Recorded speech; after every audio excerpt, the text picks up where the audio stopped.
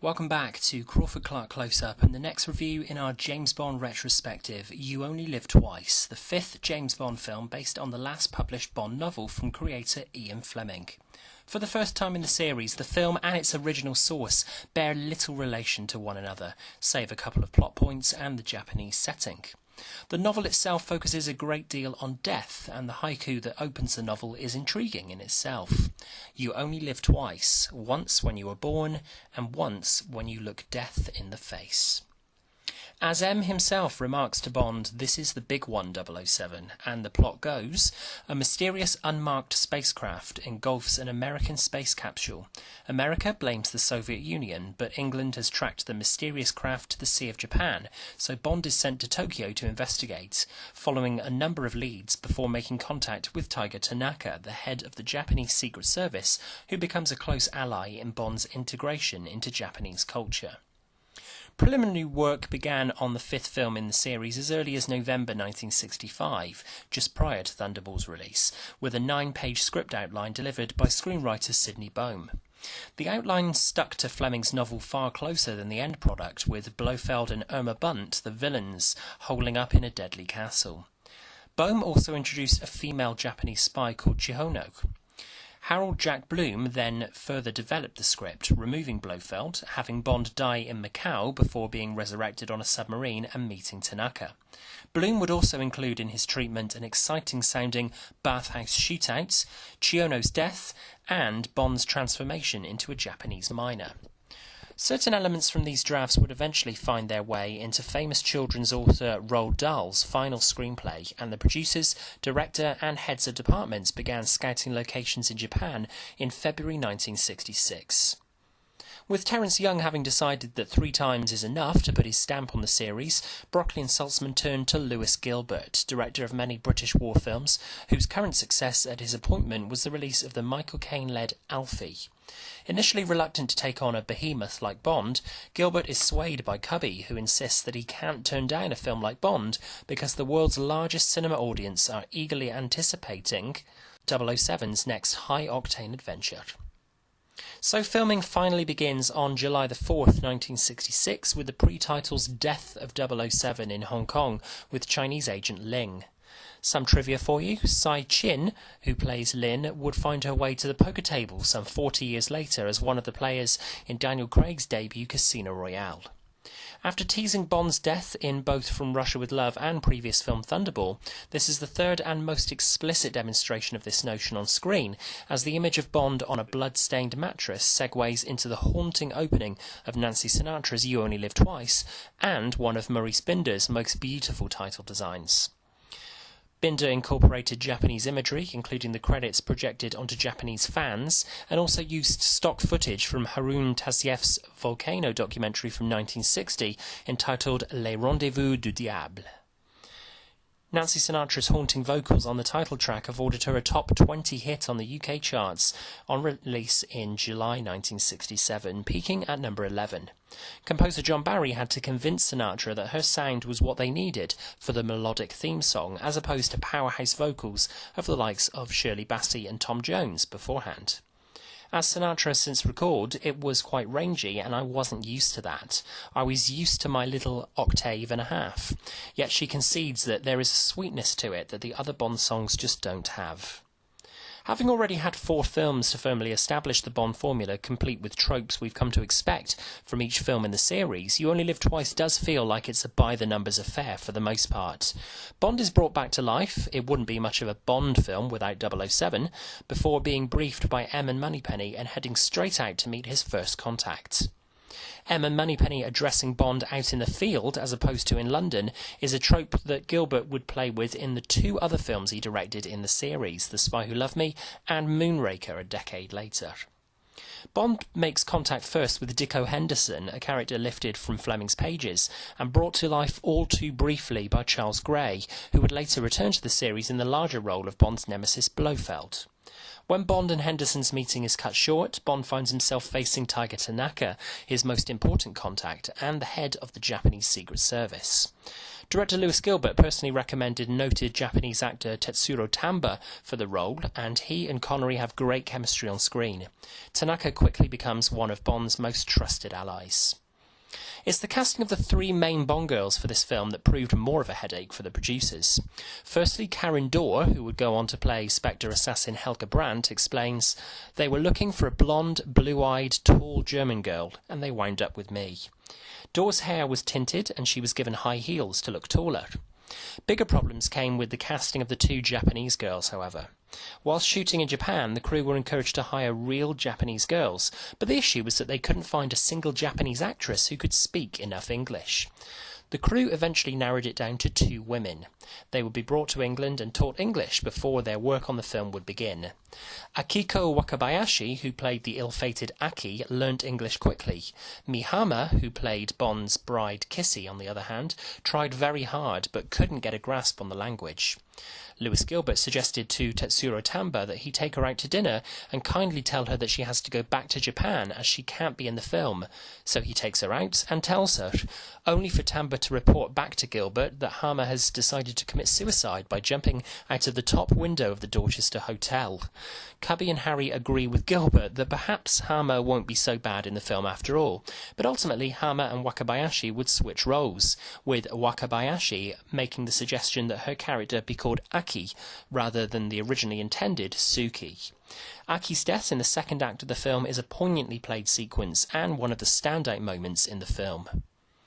Hama and Wakabayashi had both appeared in Kingu Kongu Tai Gohira, King Kong vs. Godzilla in 1962, and Key of Keys in 1965.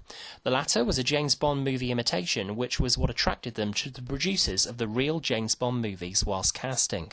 You Only Live Twice is actually one of the best paced of the 60s Bond movies. We move along from one set piece to another until we get to a very disgruntled Q, equipping Bond out in the field once again with Little Nelly, a gyrocopter that Bond will use to try and scout for Blofeld's base. The inventor of the real autogyro, Wing Commander Ken Wallace, logged 85 flights in total to film the sequence that lasts a mere 5 minutes on screen. As Wallace recalled, he spent 46 hours in the air for the short sequence, which became a great action sequence in the middle of the film as Bond is pursued. The most impressive thing about You Only Live Twice, however, has to be the extraordinary work that went into erecting the enormous volcano-based set for the film's thrilling climax. In the novel, Blofeld's base is a Japanese castle on the coast, but it was discovered on location scouting that the Japanese never build castles by the sea for fear of typhoons, so the inspired volcano-based set was conceived by production designer Ken Adam and remains his most outstanding achievement in the series. The set required 700 tons of structural steel, 200 miles of tubular steel, 200 tons of plaster, 500,000 tubular couplings, and over 250,000 square yards of canvas. Work on the gargantuan set began in May 1966, with October the 31st, 1966 being the first shooting day of almost 2 months on the set. The one key ingredient is still missing: Bond's arch-nemesis, the man who will finally be given a face in the series, and it was almost Czech actor Jan Werich in the role of Ernst Stavro Blofeld, named by Fleming after Tom Blofeld, with whom he attended Eton. After a few days with Connery filming alongside Werich on the set, it was decided that the actor needed to be recast, and so Donald Pleasance would embody the role, complete with scarred eye, Nehru jacket and white pussycat.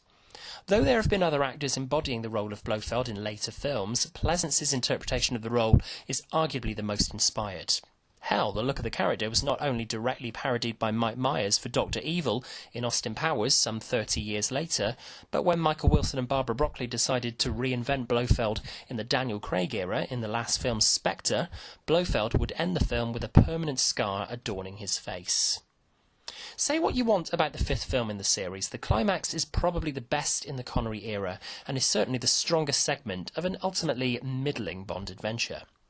Whilst there's plenty to enjoy, there are also a number of incongruous moments in the film, none more so than Bond's transformation into a Japanese. Whilst it does allow for one of the most beautifully shot scenes in the series, Bond and Kissy's marriage, Connery just looks ridiculous in his Japanese get-up, and the actor has really never looked more bored in the role than he does during these scenes. Over schedule, and having already decided that this would be his last outing in the series, Connery finished principal photography on the film on December the 2nd, 1966, though the film was far from over, with plenty of pick-up and establishing shots still to be made, and the film needed to be edited, ready for release 6 months later, in June 1967. A lot has been said about Sean Connery's apparent lack of enthusiasm come this point in time in his Bond era, but you can understand some of his frustration. He was being treated in interviews as less a human being playing a popular character than that character himself. Connery was hounded by press whilst promoting and shooting the film in Japan, and one photographer actually followed him into a toilet cubicle.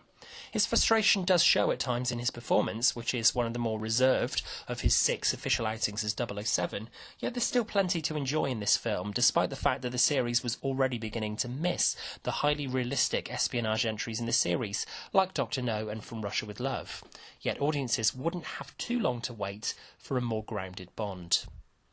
With the release of Charles Feldman's unofficial Casino Royale spoof opening the same year, United Artists went all out to promote You Only Live Twice and to ensure that the real 007 film was the victor at the box office. Shortly before the film's summer release, 2 television specials were broadcast to herald Bond's return. In the UK, the BBC aired a special of Wicker's World with a behind-the-scenes look at the film, and in the US, NBC aired a special skit titled Welcome to Japan, Mr. Bond, to whet fans' appetites in a pre-internet age for the next film's release. The royal premiere, attended by Queen Elizabeth II and Prince Philip, was held in London on June the 12th, 1967. In America, the latest Bond was in direct competition with Charles Feldman's Casino Royale, which had been released 2 months earlier, whereas in the UK it had a clear run for 6 months before Feldman's film appeared. You Only Live Twice went on to take $111.6 million worldwide at the box office, less than the previous 2 films, but enough to eclipse the budget of $9.5 million. It was undoubtedly the winner as well in the Battle of the Bonds. Casino Royale took $41 million worldwide, with a reported budget of $12 million, proving, if it was needed, that even a mildly bored Sean Connery is enough to keep the real 007 on top. Bond managed to come back from the dead to brighten our mundane lives with another 2 hours of mindless entertainment. From Freddie Young's stunning cinematography to John Barry's luscious score, You Only Live Twice still proves to be another cracking James Bond adventure in the canon. From Crawford-Clark Close-Up. Take a chance on me. Sorry. So, what are your thoughts on Connery's 5th outing as James Bond? How does this compare to the previous 4? Is this your favourite of the James Bond films? Let us know your thoughts below, whatever they may be, and don't forget to subscribe to the channel so you don't miss out on remaining reviews in our James Bond retrospective as soon as they go live. Come and find us on Facebook and Twitter, and drop us an email with suggestions for future reviews or any improvements that we could make to the channel to crawfordclarkcloseup@gmail.com. James Bond will return, as coming up we'll be concluding our look back over the Connery Bond years as we skip ahead to Diamonds Are Forever, and also we give our take on his unofficial return to the series in Never Say Never Again, before giving you our greatest Connery Bond moments. Until then, thanks for watching, and that's a wrap.